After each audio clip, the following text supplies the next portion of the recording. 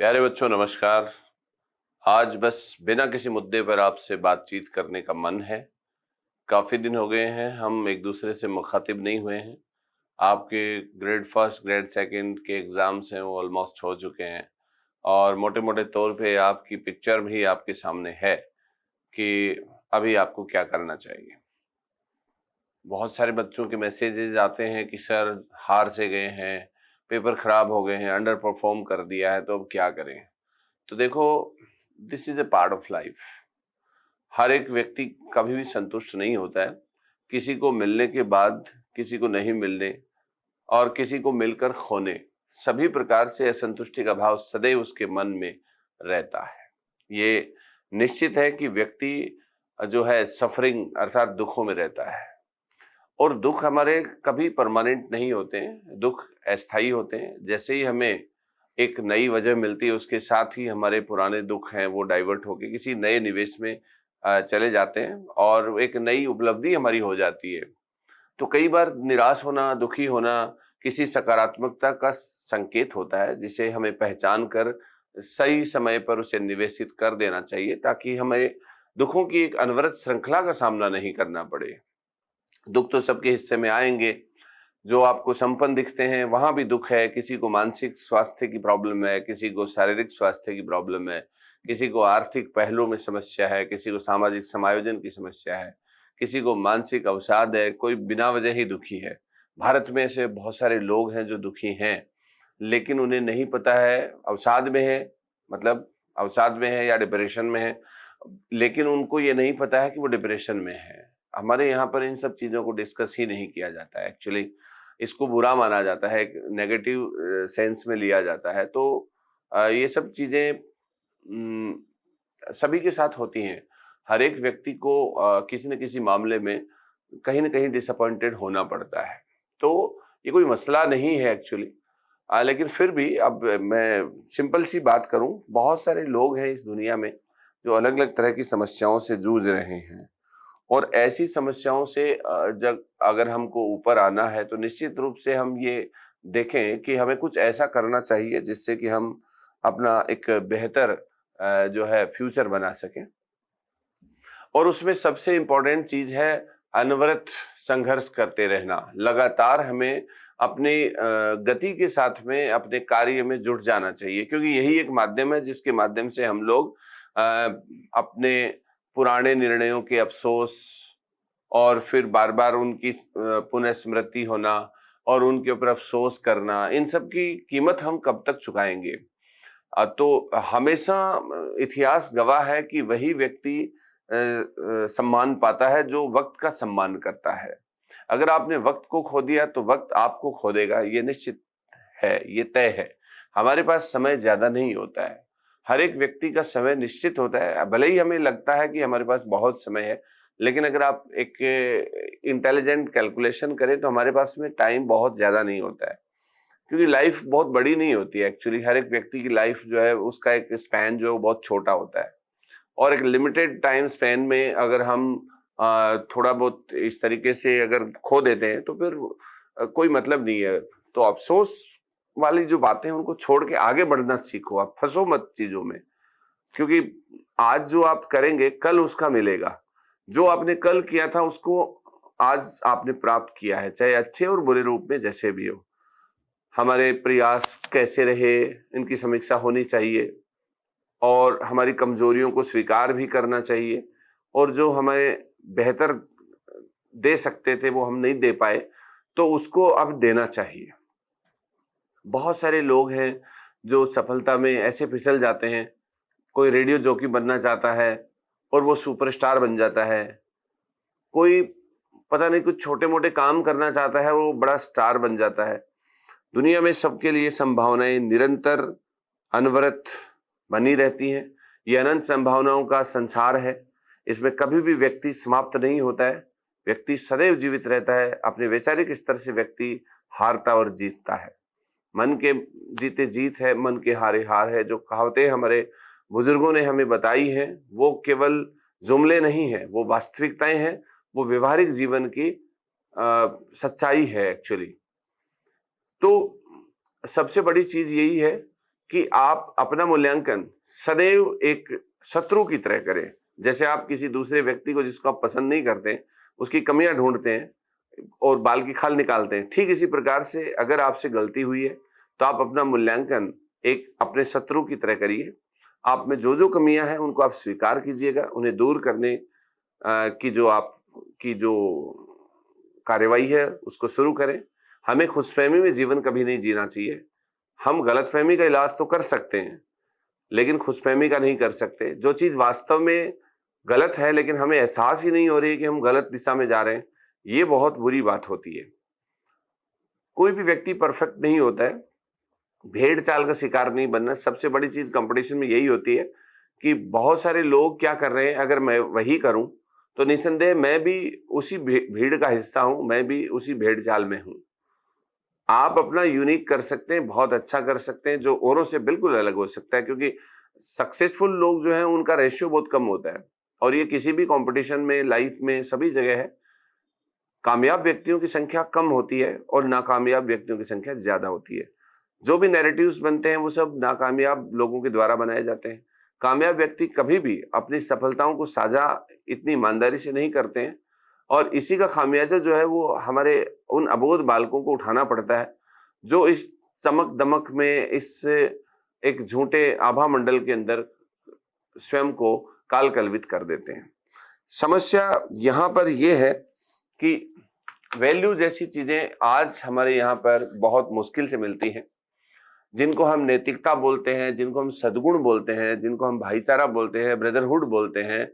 विवेकानंद ने कहा था कि मैं उन समस्त पढ़े लिखे भारतीयों नौजवानों को देशद्रोही मानूंगा जो पढ़ने के बाद अपने जरूरतमंद भाई बहनों की उपेक्षा कर देते हैं। अगर वो बात आपको स्मरण हो रही है, आपने कहीं पढ़ा है, तो आपको ये स्मरण होना चाहिए कि जिस रास्ते पे आप वास्तव में गए हो वह रास्ता आप साझा करें अपने अनुजों के साथ में, अपने आने वाले भाई बहनों के साथ में, तो बहुत अच्छा होगा, बेहतर होगा।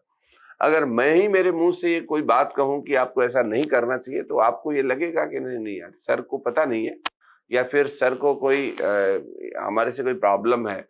ऐसे बहुत सारे देखने को मिलते हैं। इशारों इशारों में हम बातें समझाते भी हैं, लेकिन सीमाएं होती हैं, उनसे बाहर हम नहीं बोल सकते प्लेटफॉर्म के माध्यमों से। और प्रॉब्लम यह है कि महात्मा बुद्ध ने कहा, एक पसिस आइए देखिए, अच्छा लगता है तो परख के रखिए, अन्यथा छोड़ के चले जाइए। वही बात है। हमें हमारी क्या कमियां रही हैं, हमें जयकारों में, कीर्तन घोषों में, हमें ऊंचे स्वरों की उन तालियों में, बैकग्राउंड म्यूजिक्स में, और किसी की लाइफस्टाइल कॉपी करने में हमारा समय जाया नहीं करना चाहिए। हर चमकने वाली चीज सोना नहीं होती है। यह भी एक दुर्भाग्यपूर्ण है कि गलती सब पार्ट से हुई है, चाहे शिक्षक हो, चाहे स्टूडेंट हो, चाहे अदर इंस्टीट्यूशंस हो। शिक्षा का डेफिनेटली जो शिक्षक और शिक्षार्थी के बीच में जो एक गैप सा है, जो एक्चुअली कमर्शियल लेवल पे आ गया है, मैं मानता हूं इस बात को।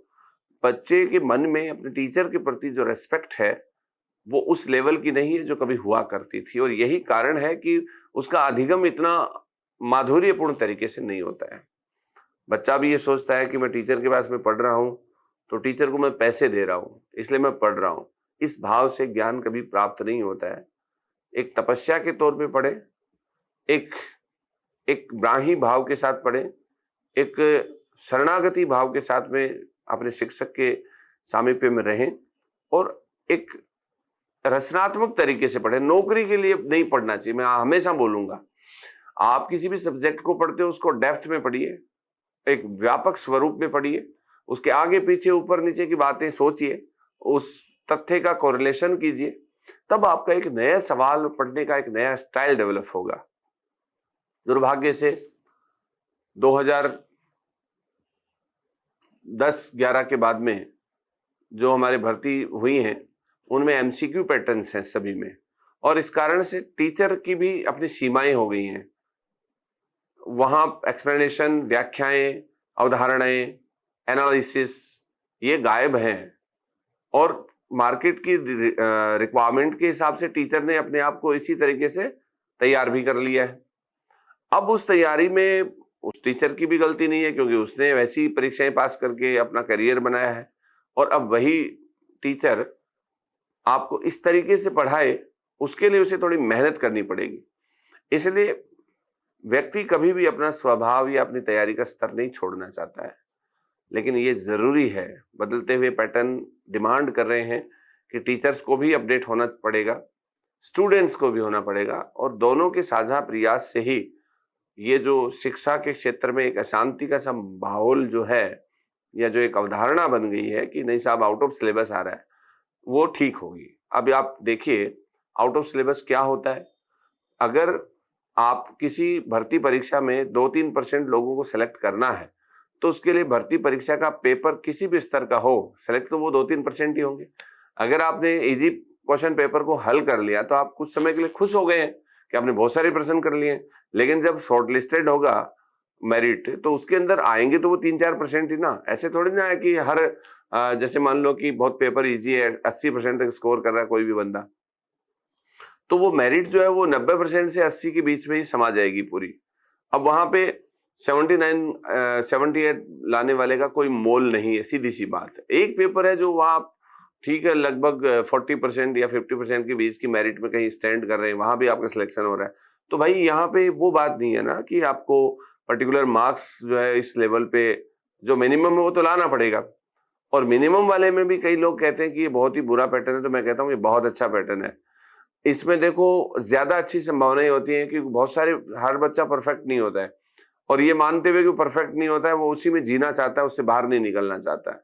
लेकिन अगर इनमें से कोई बच्चा अपना एक एक्स्ट्रा ऑर्डिनरी एफर्ट करके मिनिमम बैरियर को पार कर ले, तो उसका सिलेक्शन कितना आसान होता है। उसका सब्जेक्ट का दबाव कम हो सकता है, या फिर जीएस के ऊपर जो बहुत ज्यादा दबाव दारोमदार था वो भी कम हो सकता है। तो ये इसके अगर नेगेटिव पॉइंट हैं तो उसके पॉजिटिव पॉइंट भी हैं। तो एटलीस्ट आप एक मोटे मोटे तौर पे हर चीज को स्वीकार करो, जो जो कमियां हैं वो दूर की जा सकती हैं। दुनिया ने, मानव ने न जाने पत्थर से शुरू करके और आज अंतरिक्ष तक की जो अपनी सफलता का एक इतिहास लिखा है, उसके अंदर कितनी छोटी सी बात है कि किन किन लोगों ने क्या क्या काम किया, उसके बारे में ही आपको पूछा जा रहा है, काम नहीं करवाया जा रहा है। तो आप फंडामेंटल तो कुछ कर ही नहीं रहे ना। कोई आपको इनोवेशन थोड़ी ना करना है, आपको इन्वेंट थोड़ी ना करना है कुछ भी। आपको तो जो पहले से सब कुछ हो चुका है, जो डन हो चुका है, उसी को दोबारा से पूछा जा रहा है कि किसने क्या किया है। तो इसमें तो मैं समझता हूं कि अगर हम ये अपेक्षा करते हैं कि हमें नौकरी शानदार चाहिए, तो तैयारी भी शानदार ही होनी चाहिए। और ये न केवल परीक्षा पास करने के लिए, बल्कि आप एक बेहतर शिक्षक के तौर पर अपने बच्चों के सामने सम्मान के साथ अपना जो सर है उसको ऊंचा कर सके। इसके लिए आपको बेहतर तैयारी के साथ में अगर आप परीक्षा पास करेंगे, एक अच्छे पेपर में आप बैठेंगे, तो आपका कॉन्फिडेंस लेवल फॉरएवर रहेगा, पूरी उम्र रहेगा, और वो तैयारी किसी दूसरी भर्ती परीक्षा में भी काम आ जाएगी। तो मैं समझता हूँ इन सब चीजों से बाहर निकलिए। असफलता बहुत ज्यादा लोगों को मिलती है, जो भी बच्चे बैठते हैं उनमें से, और सफलता कम को मिलती है। तो हर व्यक्ति आपको असफल है वही ज्यादा मिलेगा, प्रोबेबिलिटी उन्हीं की ज्यादा होती है एक एग्जाम में। इसलिए इन सब चीजों से बाहर आके हमें रियलिटी में जीना है, और रियलिटी यही है कि अगर हम इसी चीज को पकड़ के बैठ जाएंगे कि हमारा क्या होगा, तो निश्चित रूप से हमारा कुछ नहीं होगा। लेकिन अगर हम कुछ करने की ठान लेंगे तो निश्चित रूप से हमारा कुछ बेहतर हो सकता है।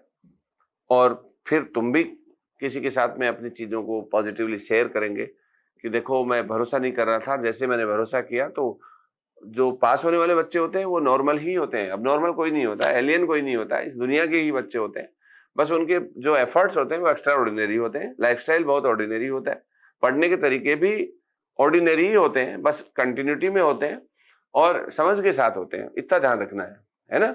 बाकी फालतू की फैन फॉलोइंग जय जयकारों के बीच जाने के बजाय अपना आत्म मूल्यांकन करें। आपने जो जो गलतियां की हैं, जहां भी जाके की हैं, गलतियां सबसे हो सकती हैं, क्योंकि बहुत बड़े स्टफ को देख के व्यक्ति मूव कर लेता है, गलती का एहसास होता है, गलती शेयर नहीं कर सकता है, और गलती शेयर नहीं कर सकता, इसी का परिणाम उसे भुगतना पड़ता है कि वह अपनी कमजोरियों को किसी के साथ शेयर नहीं कर सकता, वह अपना मूल्यांकन नहीं कर सकता, वह ये सोचता है कि जो मुझे मिला वो तो बहुत अनन्य है, इसके अलावा इस दुनिया में कोई चीज है ही नहीं। तो सुकरात वाली बात याद रखना, जब तक व्यक्ति को अज्ञान है तब तक वह अपने आप को ज्ञानी मानेगा, और जिस दिन उसे ज्ञान होगा तो उसे लगेगा कि मुझे अज्ञान है। तो आपको इस तरीके का ज्ञानी बनना है तो पहले आपको अपने अज्ञान के ऊपर काबू प्राप्त करना है, और फिर आपको अपना जो सहज ज्ञान है उसको प्रैक्टिस या अभ्यास के द्वारा बहुत तीक्ष्ण और मजबूत बनाना है, और एक सुंदर भविष्य का निर्माण करना है। आप नहीं करेंगे तो कौन करेगा वत्स।